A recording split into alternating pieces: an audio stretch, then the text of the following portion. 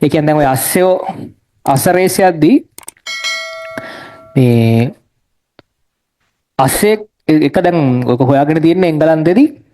දැන් අස්සේ එක්ක ප්‍රැක්ටිස් කරලා දැන් අස්ස රේස් එකට දාන්න කලින් ඒ අස්සයන්ව පුරුදු කරන කට්ටිය අස්සේ එක්ක ප්‍රැක්ටිස් කරලා තනියෙන් දුවන්න කිව්වහම ඒ දුවන්න කියන්නේ ට්‍රැක් මේ තනියෙන් ට්‍රැක් එකක තරංගයකදී නෙමෙයි පුහුණු වටවලදී තනියෙන් දුවන්න කිව්වම හොඳට දුවනවා. හොඳට දුවනවලු. ඒ දුවන්න තියෙන දුර ප්‍රමාණය අඩුම කාලයකින් දුවනවලු. අඩු කාලයකින් මෙයා දුවනවලු. ඒ කියන්නේ මෙයා කාල වශයෙන් ගත්තම අනිත් අස්සයන්ට වඩා ගොඩක් අඩු කාලයකින් මෙයා දුවනවලු. එයා තනියෙන් දුවද්දි. තනියෙන් දුවලා කාලෙ මැන්නාම අඩු කාලයකින් දුවනවලු. හැබැයි මේ අස්සයන්ව රේස් එකට දැම්මට පස්සේ මේ අස්සයන්ව රේස් එකට දැම්මට පස්සේ ඒ අස්සයෝ කවදාවත් එච්චර හොඳට දුවන්නේ නැහැ. ඒ කියන්නේ තනියෙන් ප්‍රැක්ටිස් කරද්දි දුවපු දිවිල්ල රේස් එකේ දුවන්නේ නැහැ. හරියට නිකන් ඔයාලා ගෙදරදී ගණන් හැදුවට සමහරවිට පේපරේට ඇවිල්ලා ඒ තරම් හොඳට හදන්නේ නැහැ. ගෙදරදී තනියෙන් වැඩ කරද්දි හොඳට ගණන් හැදෙනවා හිතෙනවා. පේපරේ ලියද්දි හිම නැහැ. හරිද? එතකොට දැන් අර ඕකට විලියමක් විදියට අරගොල්ලෝ කල්පනා කරාලු දැන් මොකද්ද මෙතන තියෙන ප්‍රශ්නේ කියන එක හොයලා මෙයාලා හොයාගත්තේ අර රේස් එකේ දුවද්දි මේ අස්සයාගේ ඇස් දෙක තියෙන්නේ කොහොමද ටිකක් පැත්තට වෙන්නනේ. එතකොට රේස් එකේ දුවද්දි මේ අස්සයට පේනවා අරූ දුවනවා. තමන්ට ළඟ එකා දුවනවා තමන්ට වඩා හොඳට. මූ සමහරට තමන්ට වඩා හොඳට දුවනවා. සමහරලාට ඌ තමන්ට වඩා හොඳට දුවන්නේ නැහැ. තමන් ඉස්සරහින් යන්නේ නමුත් ඌ පිටිපස්සෙන් ඉක්මනින් ලං වෙනවා. අර ඌ අර හැම වටේ පිටේ දේවල් සම්බන්ධ අවධානයෙන් තමයි දුවන්නේ. ඒ නිසාලු ඌගේ අර රේස් එකේ දුවද්දි ඌගේ ටයිමින් අප්සෙට් යන්නේ. ඒ නිසා දැන් අස්සයෝ රේස් වල දුවද්දි අස්සයන්ව පුරුදු කරද්දි රේස් වල දුවද්දි ඔක්කොම ඕගොල්ලෝ දැකලා ඇති සමහරලාට මෙහෙම දානවා.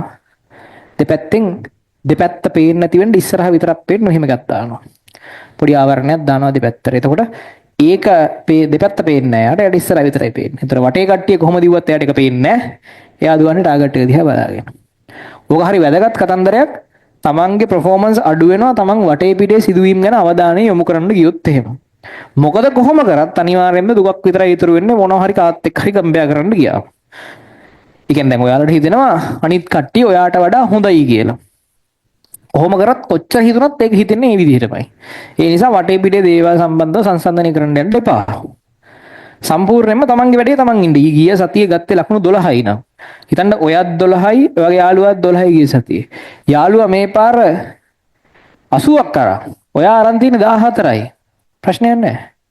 ඔයාට යාගේ ඒව වැඩක් නැහැ. ඔයාට තියෙන්නේ ඔයා ගිය පාරට වඩා හොඳයි නම් එච්චරයි. ගිය පාරට වඩා ඔයා හොඳ වෙන්න. වටේ මිනිස්සු ගැන අවධානය යොමු කරන්න එපා. ඒකෙන් මාර විදියට තමන්ගේ performance අඩු වෙනවා. තමන්වම ફોකස් කරන්න. තමන්ගේ වැඩේ කරගෙන ඉස්සරහට යන්න. හරිද? ඊට පස්සේ වැඩ කරගෙන ඉස්සරහට යද්දි මම කලිනුත් කිව්වා වගේ අර ඒ තරම් ලොකු වර්ධනයක් නොපෙනෙන්න පුළුවන් යම් කාලයක් යනකම්.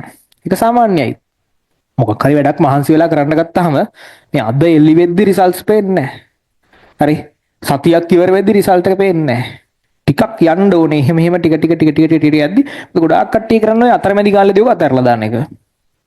වැඩේට මහන්සි වෙනවා, උනන්දු වෙනවා, වැඩ කරනවා, දවසක් දෙකක් තුනක් වැඩ කරනවා අතහැරලා දානවා. සතියක් වැඩ කරනවා අතහැරලා දානවා. කරන්න ඕනේ මේක ටිකෙන් ටික හැම දිගට වැඩ කරන්න වෙලාවක හරියනවා. එතනින් පස්සේ දිගටම හරියනවා. හරිද? වෙලාවක හරියනවා. කොහොමම ගිහින් වෙලාවක හරියනවා. ටික හරියන්න පටන් ගන්නවා. ඒ හරියන්න පටන් ගන්න තැනට ආවට පස්සේ දිගටම හරියනවා.